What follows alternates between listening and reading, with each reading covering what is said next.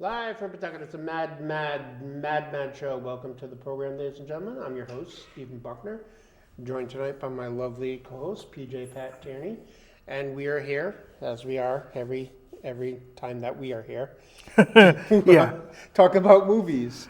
And you know, what better time of year when it's cold outside and you don't want to do anything outside than to go see a movie when, you know, there isn't a lot of good movies. No, nothing. Actually, January, there were two movies that I was looking forward to very much, and those are the two that I saw that I'm going to talk about tonight. But there are some movies actually coming out this month that look worthwhile, and even more so in March. Yeah, in February, like I'm looking forward to Scream 7 because, you know, the last Scream sequel that I really liked was Scream 2, and it's 28 years after that. Yeah, and I think they're bringing back a lot of characters from the original Scream. I don't know, like, in what capacity, if it's like flashbacks or if they're like ghosts tormenting someone. Right, because they did the ghost of Billy Loomis in Scream 5 and 6. Which, yeah, I don't know if it was really so much a ghost or just her having a psychological break. Yeah. Which I had read that, you know, before that actress that was in the last two sequels, I think their planned arc for her was for her to eventually kind of have a break and become the next killer. But they had the whole, whatever the deal was with that actress that made, I don't know if she quit or if they fired her. I think they fired her. I think they fired her and then too. Because they fired her, Jenna Ortega quit. Yeah. So they ended up going back to the original actress and character, which, you know, for older folks like us that like the original couple movies, it's like, yeah, that's a lot better because, you know, didn't, you know, necessarily care that much about the new characters. Yeah. And you have, you know, now you have Sydney in the, Jamie Lee Curtis role in the newer Halloween movies with her and her daughter facing against Michael. First of those three movies. Anyway, we're getting a little bit ahead of ourselves because that'll be at the end of this month that comes out. So we won't even get to talk about it till March, which is when we'll be doing our Oscar thing. So hopefully we'll get a chance to talk about that. But it is good that you mentioned a horror movie because both of these movies that I saw are kind of horror or horror adjacent. I saw Send Help and 28 Days Later, The Bone Temple, which is a sequel to 28 Years Later, which came out last year, which itself is a second sequel to 28 Years Later, which came out not necessarily 28 years ago, but it was at least 20 something. I forget what year that movie came out, but it was quite a while ago. I think Send Help actually was one that looked like pretty good. Was it good? It was. So, yeah, I can start with that one. So what interested me in that is that it was directed by Sam Raimi. Yes. And Sam Raimi, if you don't know who he is, he's a director who got his start in horror. He did the Evil Dead movies, which are my favorite horror movies. But he also did the Tobey Maguire Spider-Man movies. And Red Eye. And did he do Red Eye? I don't know if he did that. No, that was Wes Craven. I had him mixed up. He did A Simple Plan, which was a really good movie, more of a thriller. Drag Me to Hell. Drag Me to Hell, which was, squarely in the horror realm. He's produced the Evil Dead remakes that they've done a couple times. And Hercules. He produced Hercules and Xena and some other things. So he's been working nonstop. And don't forget Oz. Oh, yes, that's right. He did that Oz prequel The Great and Powerful. with not Dave Franco, but James Franco. Yeah, Oz the Great and Powerful. So this movie is more along his what he's best known for, which is horror. I wouldn't necessarily call it a horror movie. It's more of a thriller, but it does on occasion have, you can see those Sam Raimi horror touches to a couple. I don't want to spoil, go into detail as to what they are, but there, at least one or two moments where I jumped in the theater. And that's part of the reason why I don't like to go see horror movies in the theater, because I will jump and then I'll feel like an idiot afterwards because I'm the only one in the whole theater that jumped out of my seat. And I'm sitting right next to, a complete stranger, and I jump, and like not a bit of movement on their part. But it's a really good movie, and I felt it kind of a little bit was inspired by a couple of existing famous horror movies. The first one that I thought was the strongest influence on it was Misery.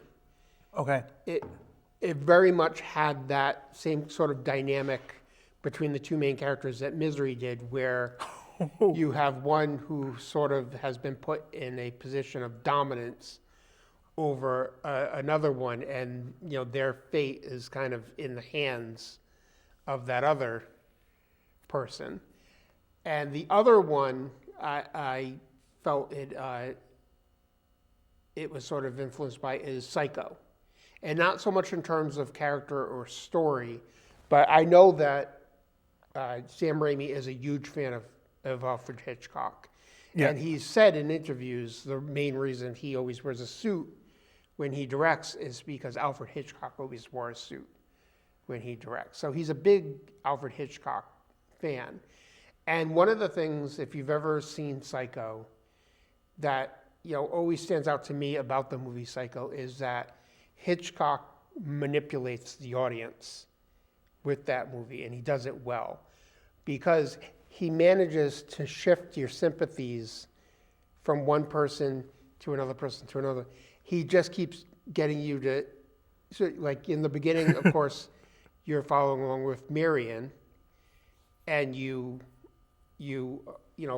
sympathetic with her character, and then she gets killed, and Norman Bates, who you don't know at that point, is the one who actually killed her, but he comes in and covers it up and everything, and all of a sudden you're sympathetic towards him because you want him to get away with covering up the murder that that just happened to the person that you were sympathetic towards. So for a while you're sympathetic with him because you don't want him to get caught. But then it introduces Marion's sister, and she's trying to find out what happened to her sister. And again, the movie shifts who you're sympathetic into and all of a sudden, Norman is the villain. And this does something very similar with the two main characters in this. The basic premise, if you haven't seen the trailers, is that Rachel McAdams plays this sort of a mousy, awkward, dorky office worker who is in line for a promotion. And when her long-term boss, who is like a CEO of the company that she works for, retires, she feels like this is, because there's going to be a void in the company because the former CEO's son is taking his place. She feels like she's going to get the promotion that she was promised. And of course, he doesn't give her the promotion. He instead gives it to like his frat buddy. And then she overhears him making fun of her to someone else. And, she gets made fun of by her other coworkers as well. So she's, not a well-liked person, and so you feel bad for her. So she's given the opportunity, he tells her that he's going to give her the opportunity to sort of prove that she deserves the job that she had been promised on this work trip. So, of course, they're on a private plane, and en route to, I think it was Thailand that they're going to, their plane crashes. And the only two people to survive are her and her now boss, played by Dylan O'Brien. So he's from Teen Maze Runner. Maze Runner, yes. And they both wash up on this deserted island. And she is a survival nut. She wanted to be on Survivor, and she's learned all these survival techniques, hoping that she could get on Survivor. So she is like completely in her element being on this island, and she's doing everything to keep them alive and everything. And he was not seriously injured, but injured in the crash. So he couldn't really do anything. So she's taking care of him and making sure that they both survive. And he's sort of like Misery.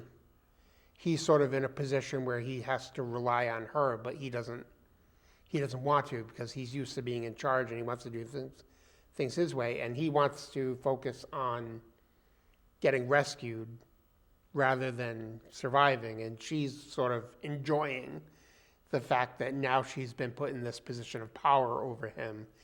And, she's enjoying surviving on this island.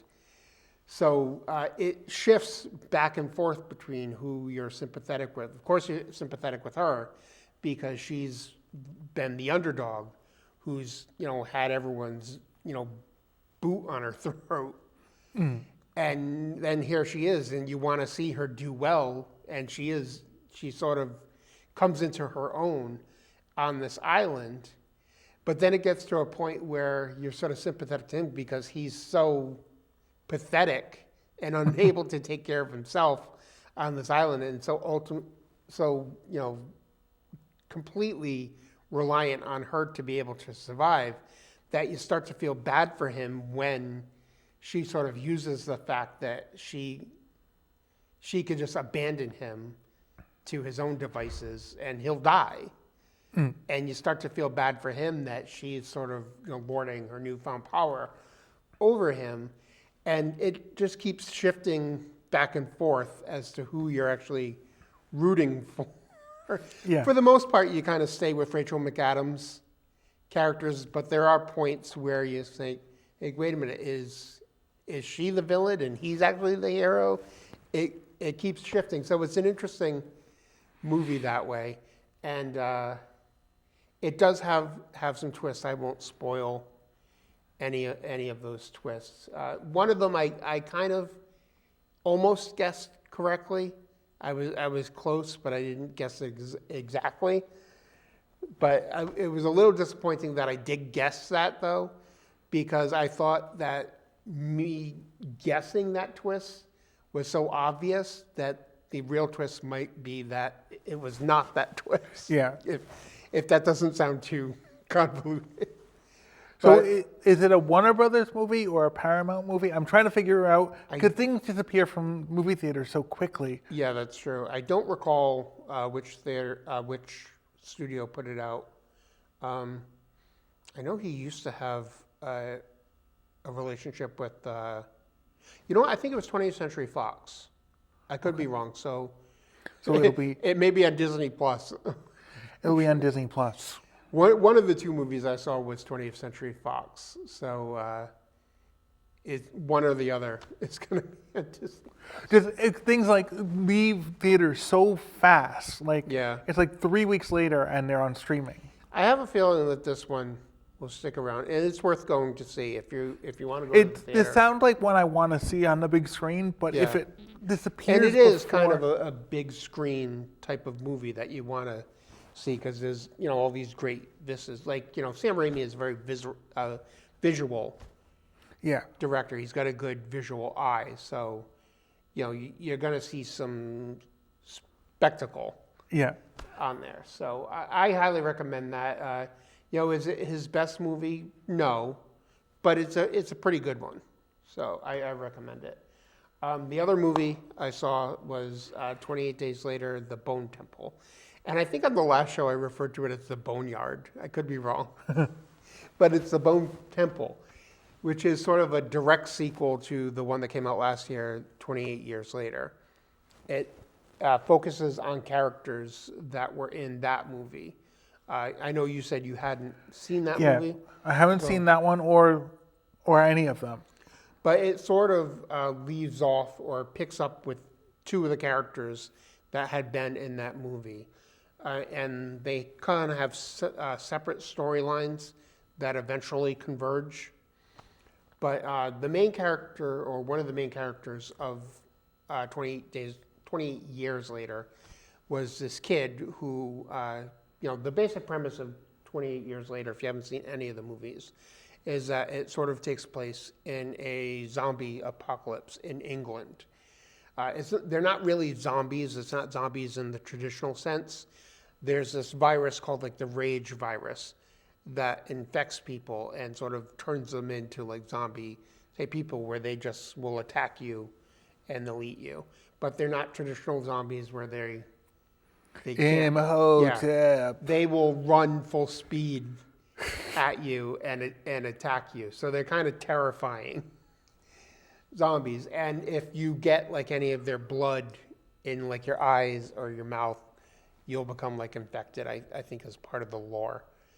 And because it's a virus, so it can be transmitted to other people.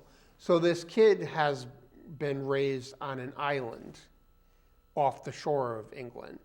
So there is no infected there. They've managed to live without it. But all of England has been quarantined from the rest of the world. It's just in England. So you can't leave England, and if you end up in England, you're stuck in England. So Erin go bragh. yeah. So he, in the previous movie, he left his island for the first time with his father to go to the mainland, because they periodically have to go to the mainland to get supplies and resources. So he's sort of being taught by his father how to survive on the mainland long enough to get what they need and then get back home. And of course, things happen, and he ends up, I won't go into too much detail about what happens in the previous movie, but he ends up by the end of that movie deciding not to go back to his island home, and he stays on the mainland, and he falls in at the very end of the movie with this group of people who you don't really know who they are. They just sort of show up, but it's kind of an ominous way. So this movie shows that these people that he's met at the end of the previous movie are this gang of thugs led by this guy who is almost like sort of a cult leader. He has them believing that he's talking to the devil, and that this whole virus thing, they don't think it's a virus, they think it's demons have come up from hell and taken over the world. It's basically like it's the apocalypse. Yeah. And he's telling them that he's the son of the devil, and the devil is telling them what to do, and they're just following his lead, and they're just they're killing zombies, but at the same time they're also terrorizing people. They're vicious, brutal thugs. And this kid who, very obviously doesn't want to be a part of their group isn't given a choice. They sort of, make him, either you become part of our gang or we kill you. So he gets stuck with them. And you can tell he wants to get away from them at the first opportunity, but he doesn't really have the opportunity. The parallel story is Ralph Fiennes' character, who was in the previous movie also, and he had helped the kid and his family at one point in that movie. He's a doctor who lives alone and has created the Bone Temple that is in the title. It's all the zombies that he's killed. He's basically rendered their bones, and as a monument to the past, what was, and their lives, because he still considers them people. They're just people that are sick. He keeps all their bones and arranges them in like these pillars, and it's creepy looking to look at. It comes across as creepy, but he's not really a scary guy. He's actually quite normal, just a little off. Yeah. But he's found this way to survive, and this is how he occupies his time. Anyway, he's sort of fascinated by the infected. And he sort of, in this movie, sort of starts to develop a relationship with an infected that stays around his area. And he starts to think that there may be a way that he could actually get through to them and possibly cure them, because he's seeing hints that they're still human. Despite being infected, they're still human, and he thinks he can possibly save them. So he starts working with this one infected that's always around him. And, it gets to the point where he's able to be around that infected person and not fear for his safety. So it's actually quite interesting. And of course, those two storylines eventually clash into each other in an interesting way. So it's a pretty good movie. My description of it doesn't make it sound like a horror movie, because it's kind of like going in the direction of The Walking Dead, where, did you watch The Walking Dead? The first couple seasons, yeah. Eventually, with The Walking Dead, you sort of discover that the real villains of the show aren't the zombies. No. It's the people. Yeah. It's the way that people sort of just, in an apocalyptic thing like that, they just sort of, some of them lose their humanity. Yeah. Or, become uncivilized. A combination of those people, like, what's his name? The guy with the bat. Yeah. Negan, guys like that. Yeah. And then the scientists that, were so concerned with whether or not they didn't stop to think if they should create this thing. Yeah. So, and so you get kind of two sorts of views of humanity. Is where you get the people that just fall in with the barbarism, and they want to, they just want to be brutal and attack people and keep themselves on top.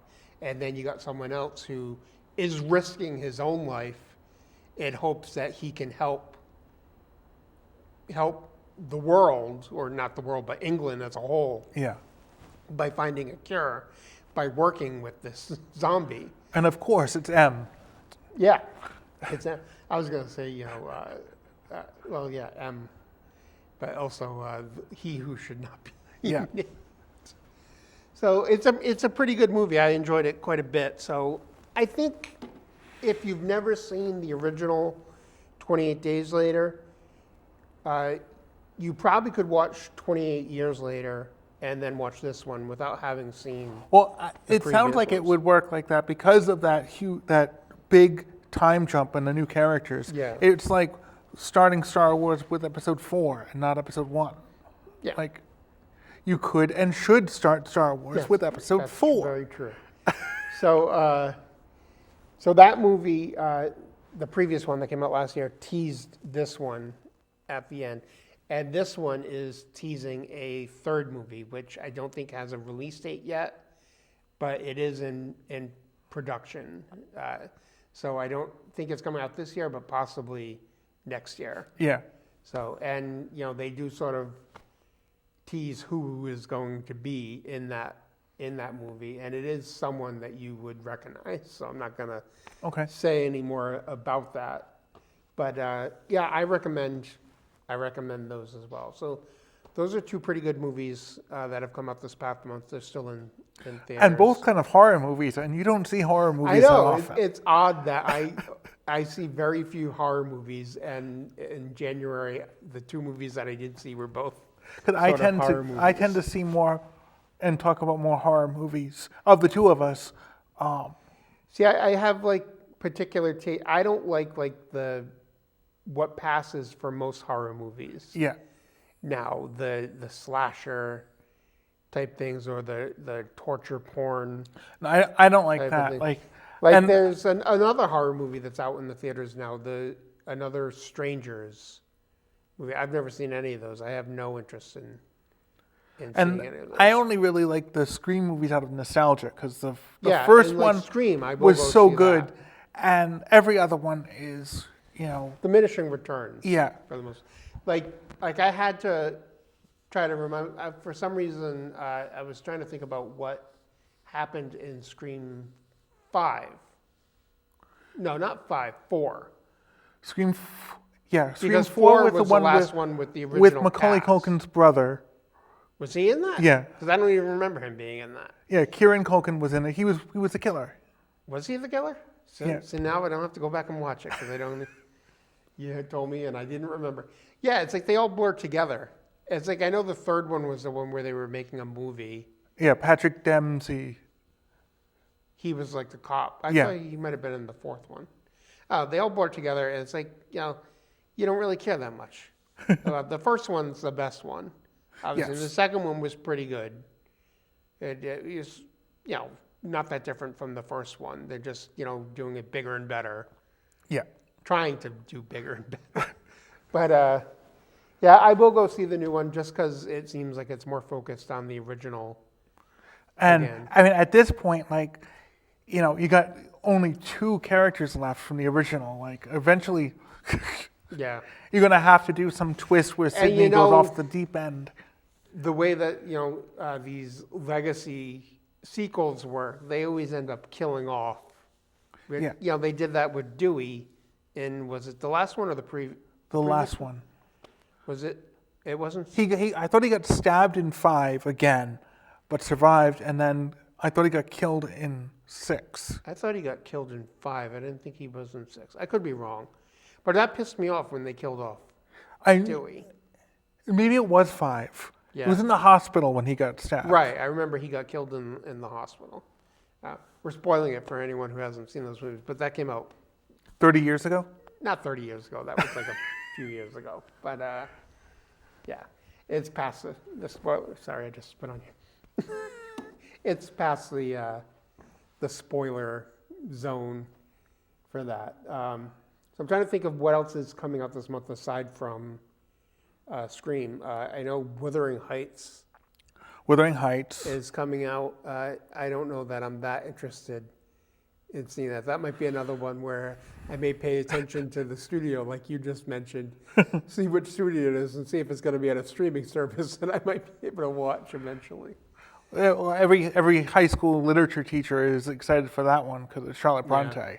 I never had to read that in school, and I did try to watch it must have been like a PBS version of it. PBS or BBC. Maybe 10 or 15 years ago, because I'm pretty sure it starred, my mind just blanked on his name. He's a famous actor now, but then he was just sort of starting out. But he's most famous for Bane. That actor. Oh, Thomas Hardy. Tom Hardy, thank you. As Heathcliff? Yes. I'm pretty sure he was Heathcliff in the version that I started to watch. And I just only got so far. And I was like, because I was watching like a lot of, at that time, BBC was doing a lot of, we've run out of time, a lot of Charles Dickens adaptations. Yeah. And I enjoyed a lot of those. So here was another period one. And I'm like, I'm like this completely different from Charlotte Bronte is not Dickens. No, yeah, definitely. Completely different genre. So, yeah, I never finished watching that. So I kind of vaguely know the story, but I really don't know the entire story. So, but it's getting a lot of attention, mainly because its cast is, it's Margot Robbie and Jacob Elordi, who's currently very popular. So thanks for watching. We'll see you next time. Have a good night. Stay warm.